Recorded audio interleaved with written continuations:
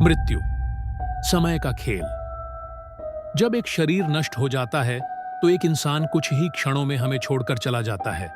उसका परिवार, उसकी संपत्ति, सब कुछ पीछे छूट जाता है।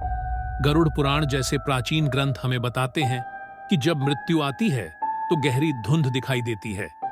मृत्यु एक विशाल शरीर, लाल आंखें, लंबे नाखून और एक डरावनी मुस्कान के साथ दूत की तरह आती है।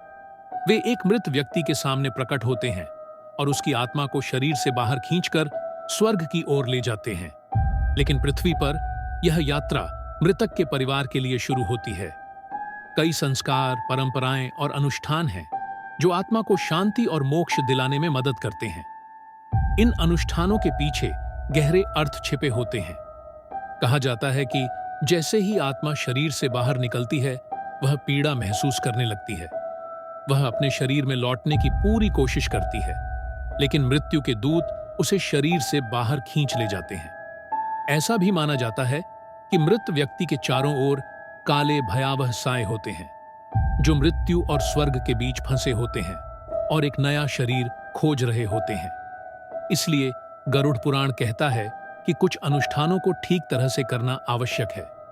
शव को स्नान कराकर नए कपड़े पहनाए जाते हैं, फिर उसके कान और नाक में रुई डाली जाती है, पैरों की उंगलियों को एक साथ बांधा जाता है और मुख में तुलसी का पत्ता रखा जाता है ताकि शरीर शुद्ध हो जाए और आत्मा किसी भी गलत मार्ग से प्रवेश न कर सके। इसे अंत्येष्टि या अंतिम संस्कार कहा जाता है। इन अनुष्ठानों के बाद शव को चंदन की चिता पर रखा जाता है। पुरोहित मंत्रों का जाप कर चिता को शुद्ध करते हैं। फिर परिवार का सबसे बड़ा पुत्र या निकटतम पुरुष रिश्तेदार अंतिम संस्कार की क्रिया पूरी करता है और चिता को अग्नि देता है। यह क्षण परिवार के लिए बेहद कठिन होता है। वे पूरी शक्ति से प्रार्थना करते हैं कि उनका प्रियजन वापस लौट आए, लेकिन जलती हुई चिता यह प्रमाणित करती है कि वह व्यक्ति अब हमारे बीच नहीं है। कई समुदायों में पुरुषों का सिर मुंडवाने की परंपरा होती है, जिससे यह संकेत मिलता है कि परिवार में कोई त्रासदी घटी है। यह परिवर्तन का प्रतीक है। शव दहन के बाद आत्मा की यात्रा शुरू होती है।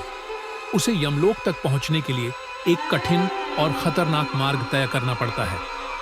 इस यात्रा में सबसे खतरनाक पड़ाव है वैतरणी नदी, जो रक्त से भरी हुई मानी जाती है। इस नदी को पार किए बिना आत्मा यमलोक नहीं पहुंच सकती।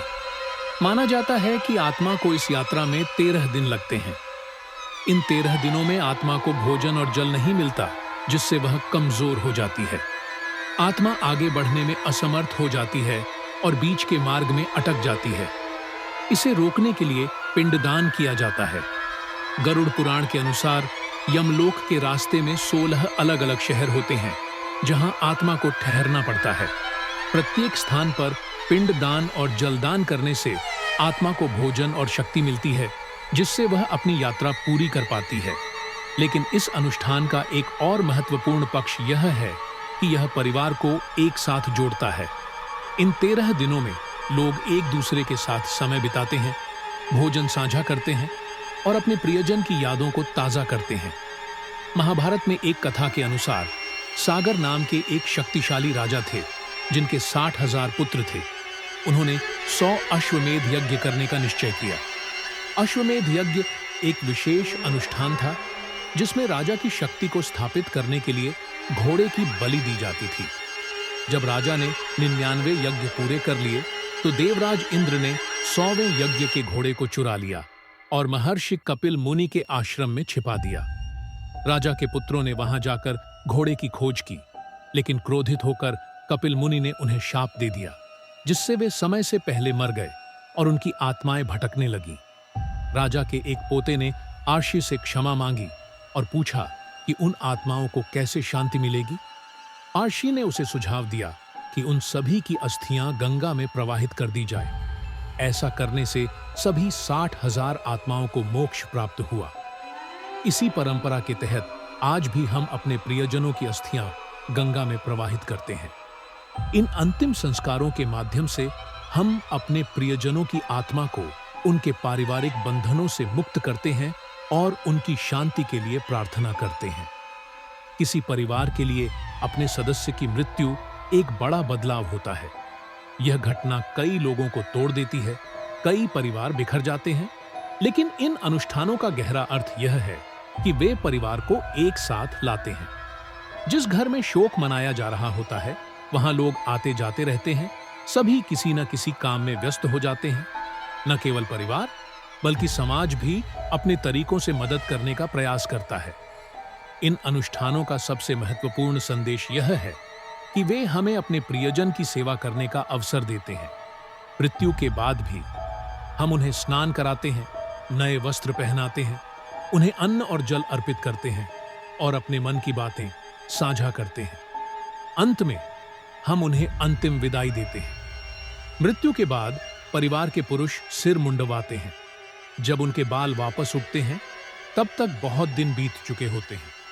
यह दर्शाता है कि दर्द और पीड़ा धीरे धीरे पीछे छूट जाती है। इसलिए मृत्यु जीवन का अंत नहीं, बल्कि एक नई यात्रा की शुरुआत है। आत्मा यमलोक जाती है, फिर मोक्ष प्राप्त करती है या पुनर्जन्म लेती है और एक नई यात्रा शुरू होती है। इन सभी अनुष्ठानों का उल्लेख हमारे धर्म ग्रंथों में किया गया है ताकि यह यात्रा आसान बनाई जा सके।